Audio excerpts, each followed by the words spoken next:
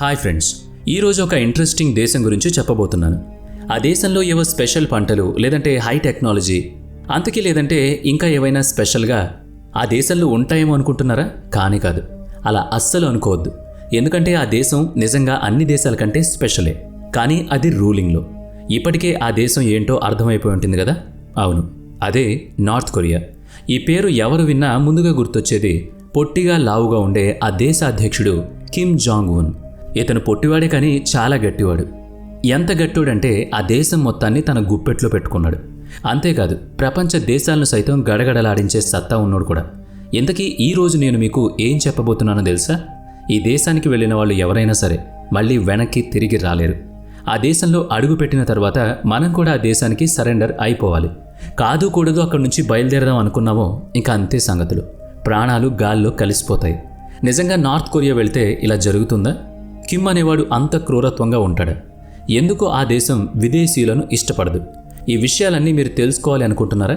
అయితే వెంటనే ఈ వీడియోని ఎక్కడా స్కిప్ చేయకుండా ఫుల్గా చూడండి. అంతేకాదు, ఇప్పటి వరకు మన ఛానల్ని సబ్స్క్రైబ్ చేసుకున్నట్లయితే ఇప్పుడే సబ్స్క్రైబ్ చేసుకోండి.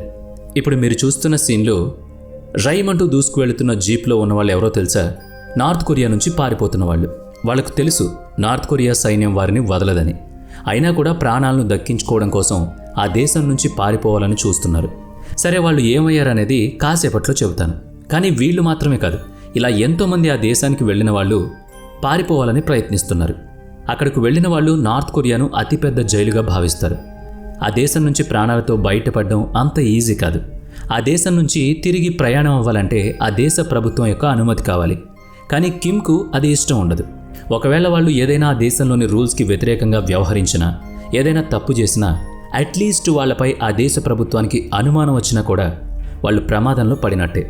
వెంటనే వాళ్ళని పోలీసులు అరెస్ట్ చేయడాలు, కోర్టు వారికి శిక్ష విధించడాలు వెంటనే జరిగిపోతాయి. ఎక్కువగా విదేశీయులకు శిక్షలు చాలా కఠినంగా ఉంటాయి. అవి తట్టుకోవడం వారి వల్ల కాదు. విదేశీయుల సంగతి సరే, పోనీ ఆ దేశంలో ప్రజలైనా సంతోషంగా ఉన్నారా?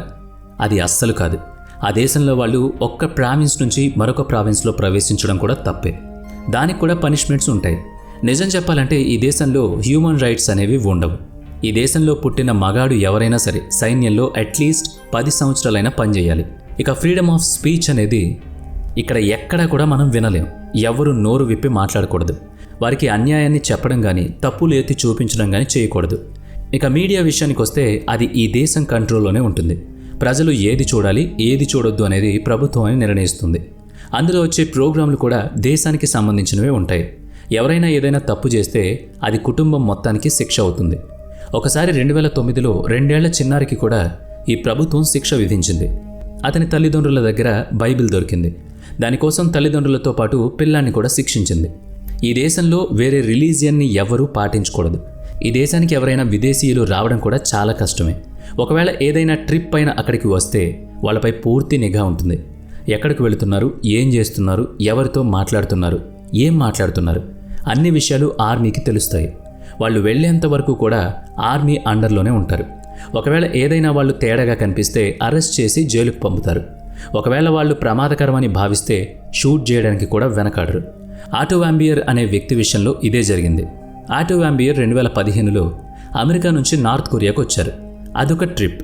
అయితే అతన్ని నార్త్ కొరియా పోలీసులు అరెస్ట్ చేశారు. అయితే ఈ అరెస్ట్ ఎందుకంటే తనుంటున్న హోటల్ రూమ్ నుంచి గవర్నమెంట్కు సంబంధించిన ప్రోపగండా పేపర్ ఒకటి దొరికింది. దానికోసం అతన్ని పోలీసులు అరెస్ట్ చేసి కోర్టు ముందు ఉంచారు. కోర్టు అతనికి 15 సంవత్సరాలు జైలు శిక్ష విధించింది. అయితే 1 సంవత్సరం తర్వాత చూస్తే అతడు జైల్లో కోమాలోకి వెళ్ళిపోయాడు. ఆ తర్వాత ఎన్నో చర్చల తర్వాత అతన్ని అమెరికాకు పంపారు. అయితే అప్పటికీ కోమాలో ఉన్న అతను ఆ తర్వాత కొన్ని రోజులకే చనిపోయాడు. అతని బ్రెయిన్ ఆగిపోవడం వల్లనే అతను చనిపోయినట్లు డాక్టర్లు చెప్పారు. అయితే ఆ బ్రెయిన్ ఆగిపోవడానికి కారణం నార్త్ కొరియా అని అందరికీ తెలుసు. కానీ వాళ్ళు అసలు అతనిపై ఎలాంటి ప్రయోగాలు చేశారో ఇప్పటికీ ఎవ్వరికీ తెలియదు. దీన్ని బట్టే తెలుస్తుంది నార్త్ కొరియా అంటేనే ఒక జైలని. నార్త్ కొరియాలో ఉన్నవాళ్ళు నార్త్ కొరియాకు ట్రిప్ పై వెళ్ళిన వాళ్ళలో కొంతమంది ఆ దేశం నుంచి పారిపోవడానికి రకరకాల ప్రయత్నాలు చేస్తూ ఉంటారు. అయితే నార్త్ కొరియాకు 2 వైపులా సముద్రం ఉండడం వలన అటువంటి పారిపోయే ఛాన్స్ ఉండదు. ఇక ఉన్నది సౌత్ కొరియా బోర్డర్. అందుకే ఈ బోర్డర్ గుండా పారిపోవడానికి ప్రయత్నిస్తూ ఉంటారు. కానీ నార్త్ కొరియా అక్కడ చాలా పకడ్బందీగా సెక్యూరిటీని ఉంచుతుంది. చీమ కూడా అక్కడ సెక్యూరిటీ కన్నుగప్పి వెళ్ళలేదు. ఇక్కడ ఇంకొక విషయం ఏంటంటే నార్త్ కొరియా నుంచి ఎవరు వచ్చినా కూడా వాళ్ళని తమ సిటిజన్స్గా చూస్తుంది దక్షిణ కొరియా. పైగా అది బాగా డెవలప్ అయిన దేశం. ఉత్తర కొరియాతో పోలిస్తే అన్ని రకాలుగా అభివృద్ధి చెందిన దేశం. దీంతో నార్త్ కొరియా నుంచి సౌత్ కొరియాకు పారిపోయి తమ జీవితాలను మార్చుకోవాలని చాలామంది ప్రయత్నిస్తూ ఉంటారు. కానీ అది అంత ఈజీ కాదు. నార్త్ కొరియా బోర్డర్లో చాలా పకడ్బందీగా గోడ ఉంటుంది. అధిక సంఖ్యలో సైన్యం మోహరించి ఉంటుంది. కాబట్టి ఈ బోర్డర్ను క్రాస్ చేయడం అంటే అంత ఈజీ కాదు. పైగా ప్రాణాలపై ఆశ వదులుకోవాలి కూడా. ఇదిగో ఇప్పుడు చూస్తున్న ఈ వీడియో 2017లో జరిగింది. ఈ జీప్లో ఉన్న ఒక నార్త్ కొరియా సోల్జర్ చాలా స్పీడ్గా సౌత్ కొరియా బోర్డర్ వైపు వెళుతూ ఉంటాడు. అలా ఆ సోల్జర్ వెళ్ళడాన్ని అక్కడ ఉన్న సెక్యూరిటీ చూస్తుంది. వెంటనే ఆ జీప్ను చేజ్ చేస్తుంది. గన్స్తో షూట్ కూడా చేస్తారు. చివరకు కొంత దూరం వెళ్ళాక ఆ సోల్జర్ జీప్ని వదిలి సౌత్ కొరియా వైపు పరుగులు పెడతాడు. కానీ నార్త్ కొరియా సెక్యూరిటీ అతనిపై వరుసగా షూట్ చేస్తూనే ఉంటుంది. కాసేపటికి ఆ సోల్జర్ అలా పరుగు పెడుతూనే సౌత్ కొరియాలోకి ఎంటర్ అవుతాడు. కానీ గోడ దాటగానే అతను సొమ్మసిల్లి పడిపోతాడు. అయితే అప్పుడు సౌత్ కొరియా సైన్యం అతని నెమ్మదిగా పట్టుకుని తీసుకువెళుతుంది. ఈ సోల్జర్ మాత్రమే కాదు, ఇలా ఎంతోమంది నార్త్ కొరియా సిటిజన్స్ ప్రయత్నాలు చేస్తూనే ఉంటారు. అందుకే ఎక్కువ మంది తమ ప్రాణాలను బోర్డర్లోనే వదిలిపెడతారు. ఒకవేళ కొన ఊపిరితో వాళ్ళు సౌత్ కొరియాలోకి ఎంటర్ అయితే వారి ప్రాణాలను కాపాడేందుకు సౌత్ కొరియా చాలా ప్రయత్నాలు చేస్తుంది. కానీ కొన్నిసార్లు ఫలితం ఉండదు. నిజంగా నార్త్ కొరియా నుంచి సౌత్ కొరియాలోకి ఎంటర్ అవ్వడం అంటే అంత తేలిక కాదు. బోర్డర్లో నార్త్ కొరియా సెక్యూరిటీ దాదాపుగా 7,50,000 మంది ఉంటారు. అంతేకాదు, ఫెన్సింగ్ కూడా హై వోల్టేజ్ ఫెన్సింగ్ ఉంటుంది. గోడ పక్కన ఉండే ల్యాండ్లో ల్యాండ్ మైన్స్ కూడా ఉంటాయి.